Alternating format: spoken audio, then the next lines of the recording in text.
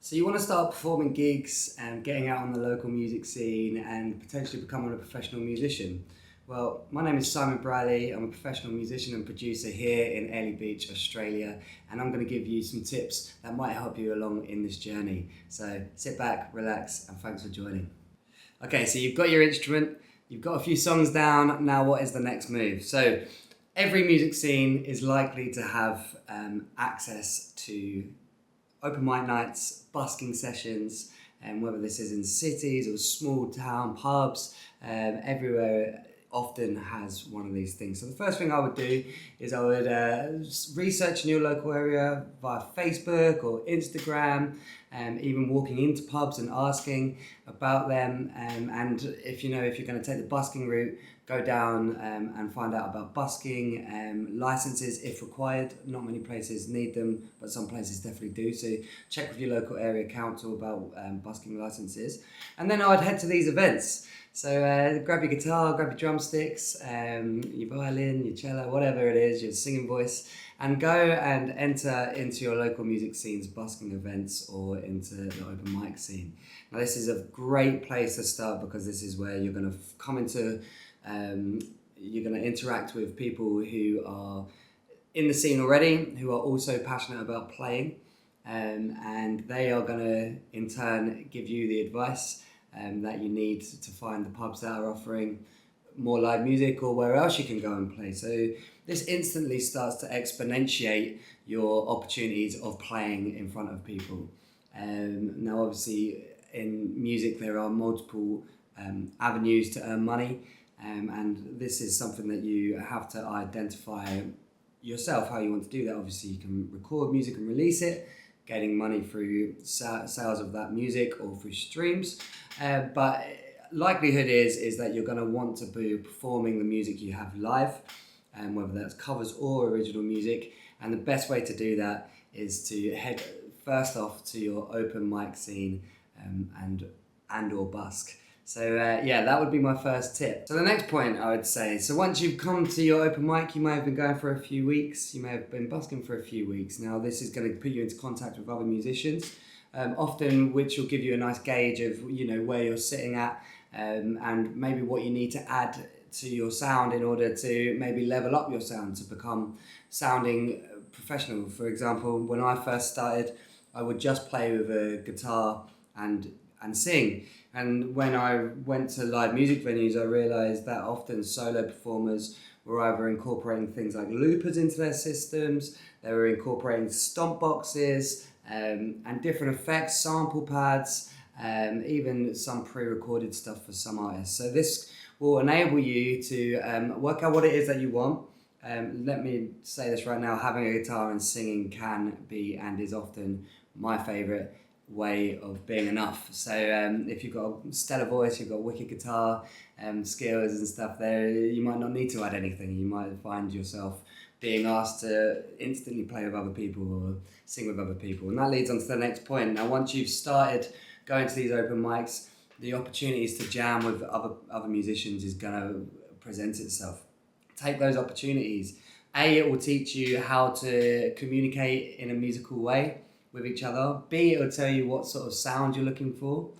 Then it will also encourage you whether you're going to be moving into covers or moving into originals or mixing that all in together. So yeah, it's a great way to start jamming with other people quickly, and which again will level up your skills on your instrument to just vicariously through being around other musicians and learning how we speak with each other as we play. So get involved with all of those guys. And it will also teach you what you don't want to do. It will teach you the things that you don't like of certain aspects of music, or what's again genre you want to be within, and you will start finding like-minded players. Now, this is a great way of getting better at playing. I still, as often as possible, jam with as many new players as possible, and also with friends who inspire me and who I know are great, fantastic musicians whose playing and mentality around playing really can have an impact on my thoughts and feelings around those things. So yeah, get jamming with other people. You won't regret it. It's great fun is the main thing, and it also will enable you to level up your playing and find players that you might want to play with, or it will give you the idea that you want to actually be a solo musician. And again, as I said earlier, reflect on what you could add to your setup to give yourself the fullest sound as possible. Okay, so number 3, if you've been jamming for a little while with people, you've been going to open mic nights, you've been busking, and you're thinking about now leveling up to, maybe your first paid gig. The way to secure this gig, I would suggest is, you have to approach venues in the area of what you want to perform. Now, for example, a lot of my performance comes from playing covers in venues, whether that's nightclub venues, or whether that's cafes or restaurants or bars. So therefore, I knew I needed to get a set amount of time of covers together, and that, where I am based, is most often 3 hours worth of covers, and in other circumstances that can go up or less, but yeah, 3 hours is probably around the average. So start learning some songs, okay? So you've been to the open mics, you've jammed, maybe you've even started to think about forming a band. Start running past the ideas with people, what do we want to play? Do we want to play original music? Do we want to play covers? If it's covers, start approaching the restaurants in your area and the bars, and trying to secure that gig by literally going in and asking them about their live music events, how they can be considered for booking. Now, some venues will work with outside bookers, in which case you'll ask those venues for those direct contacts.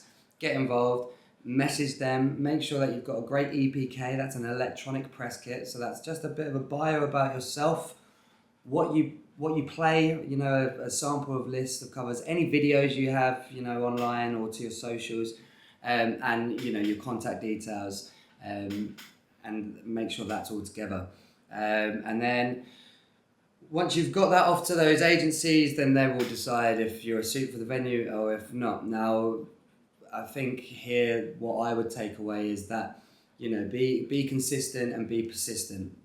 Try and turn up to these venues. If they say, our diary is full for 6 months away, say, well, look, I've got my diary on me now.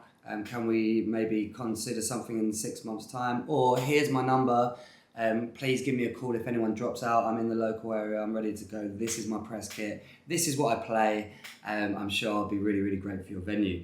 Which leads me on to the next thing, is knowing your venue.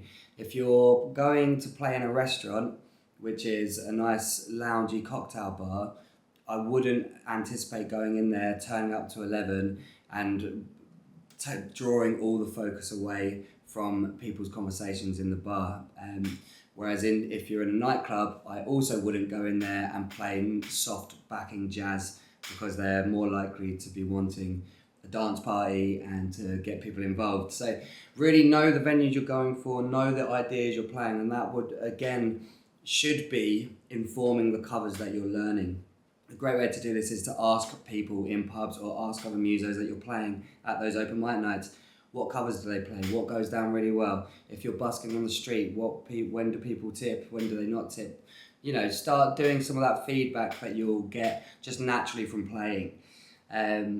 So that's a really, really important thing. Know your venue, and choose a set list that has a wide variety that can get you into multiple different types of venue if you're thinking about doing covers. Now, conversely, you might be wanting to go, oh no, covers, I'm not a cover musician, I'm an original artist. Now, this is a fantastic thing to be doing, and I encourage everyone that's interested in music to be writing their own music as well. So with original music, slightly different. Again, you're going to try and identify the venues early that are putting on original music. Now, those open mic nights likely will have a thing that's original music, because they're already trying to encourage people who are, playing all different types of music to come up and play in their venue for one night already. So that's a good place to start.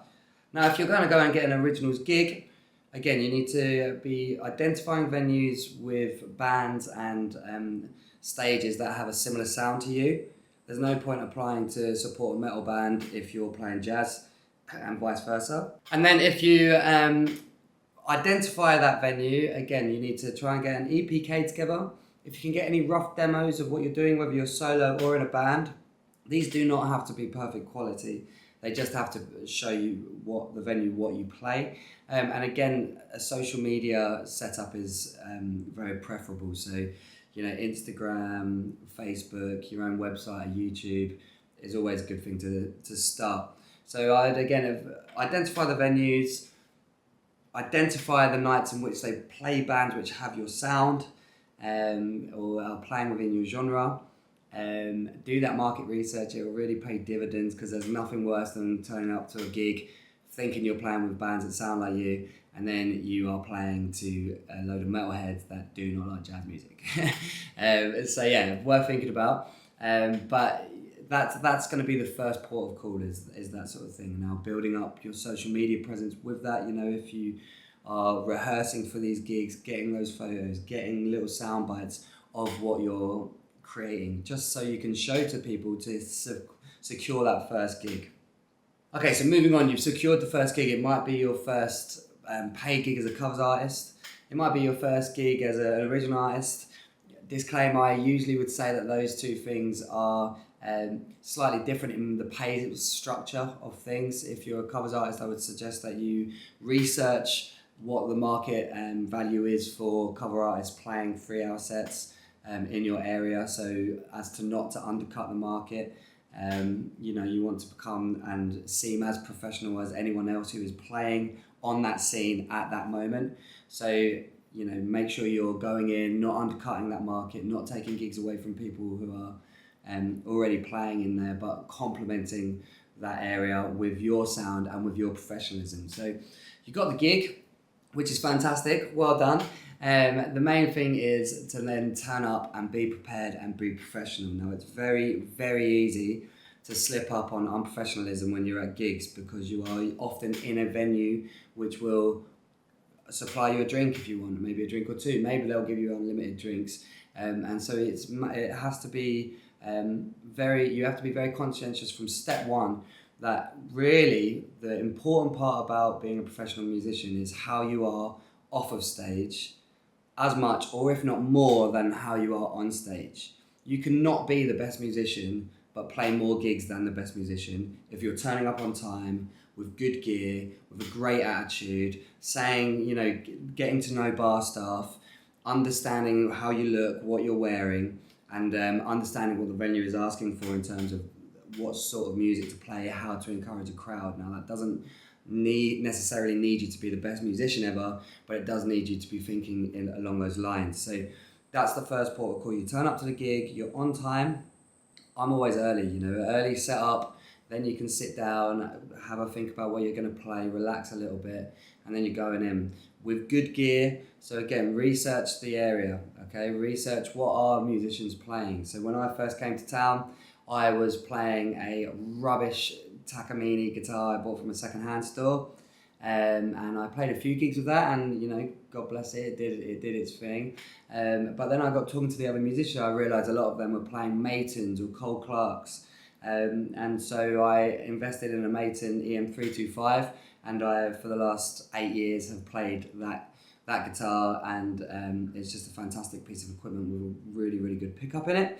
So that's the thing to be considering. I use a Shure SM58 as my microphone. It's kind of the industry standard microphone. There are others out there. Research, find out what you want, what might suit your sound, and then research desks. Venues often will supply desks. They'll often supply other things like PA as well, but that is also something you're going to have to consider if you're going into playing in venues and bars, is how you're going to amplify your sound. Now with original music, I would suggest that it's even more important to get to venues early, stand out, interact with the other bands on the bills. Now often with covers you're going to be playing 3 hours and it's going to be just you there for that time. With original music, you're going to be turning up, there's going to be a whole array of bands on a bill, maybe 3, but maybe you're on a festival lineup where there's a whole day of music. Now get promoting, get networking, get finding each other, finding all your mates in your niche. Find the guys that you're going to play multiple gigs with in the area and in the surrounding venues. This is your opportunity. So again, how do you look? are you on time? Are you not taking advantage of any maybe free drinks? Are you being polite and kind to staff? Are you interacting with the crowd in a positive way? All these things are, they make a difference. And again, hopefully before you've got there, you've been practicing hard, so you're really tight. So the pressure of the first gig isn't about are you going to play correctly or not. You're just tight. So practice is really, really important. I'll actually do a video on practice and how I practice as a professional later on. If that's interests you, write in the comments. I'd love to hear from you. That's how I'd go about securing my first gigs. Now to move on and go into full-time professional, it's just going to be a case of building up that repertoire, building up your reputation, all of which is done through your professionalism, your learning of your sound, your networking. So make sure that as you're playing this first gig, you are all of those things: networking, professional, your sound is going in the way you want it to go, and that you're thinking about the long-term goals. Now, it's very rare that people play one gig and then just it blows up and goes straight into full-time music for them. Having been in a full-time original act before doing full-time covers, I understand it took us 7 years to get signed, and then after being signed, it probably took us another couple of years before we were just sustaining ourselves as musicians, So that was relentless touring. Again, I'll do a video on touring and original music. But so for originals artists, it's going to be slightly different, because what you're going to be trying to do is create a crowd, create an audience that wants to come back and see your show. So you need to be thinking about, how is your show? Do you have elements of great transitions between tracks? Do you know what you're saying to the crowd? Do you know to peak and trough your set list so it ends up on a huge crescendo? All those things are things you need to start thinking about, and you'll work out as you start playing around these venues on your local scene. Now, a few things: there's multiple ways you can do this, but in my experience, you can play too often as an originals band. Sometimes we just want to get out and we want to play, and we end up playing 8 gigs in a month, and now 1 or 2 of those all our mates might come to, but 6 of those no one turns up to, because not everyone's going to come and watch you play every time you play. And at the beginning in an originals act, you're going to be relying on your mates and your mates' word of mouth, and then bringing friends and and all that stuff to build a crowd there that then is going to impress a venue. So at the beginning, I would honestly say cherry pick your gigs, find a band that you really, really love and try and get on their bill, and then bring all your mates to that one gig in the month. And they're really impressed because you've brought lots of people, you feel great because the room's packed, and then go back. And if you want to scratch the itch and feel like you need to do live, get into the rehearsal room. You can't rehearse enough at the beginning of your original band journey. Now, as a covers artist, it's going to be different. Obviously, as a covers artist, what you're trying to do is trying to get as many gigs as possible within a time frame in order to, make some money and become professional at it. So my dog is just down there doing his thing. So as a covers artist, you're going to be doing things a lot differently. You're going to be trying to get as many gigs as possible in order to sustain a career out of it. Now, therefore, what's going to happen is that you're going to play at one venue, you're going to turn up and do all the things we said about being professional with great gear, playing the right tunes, not overcooking it in the terms of how loud you are, depending on where you are and what the venue requires. Again, be very clear on what you're trying to achieve for the venue. You are there to make the venue appealing to its clientele, and often not there to be the sole focus. So make sure you're understanding all those things. Now, once you've done that, I would get as much media as possible from that first gig. And if it goes well and you feel it's gone really well, talking to that venue on that night and trying to arrange more gigs, and if not that night, a few days after, trying to lock in some more gigs with that certain venue. Now then, from there you can approach other venues, show them your diary and say, I've got this venue I'm playing at here, 3 times a month. I'd love to come in, give you guys a trial, and see if we're a good fit for each other. Go and do the same thing. Turn up early, be professional, have good gear, play well, do what the venue needs you to do. And I'm sure that you will soon find that you start to build up a diary, and that is what the goal is. And once you've got a diary, you can be gigging 4, 5, 6 times a week.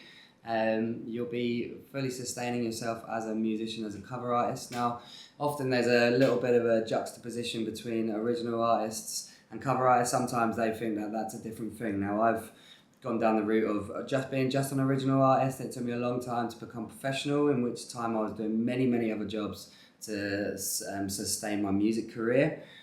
But it taught me a lot, and I had travelled the world, and it was the most amount of fun with my best friends.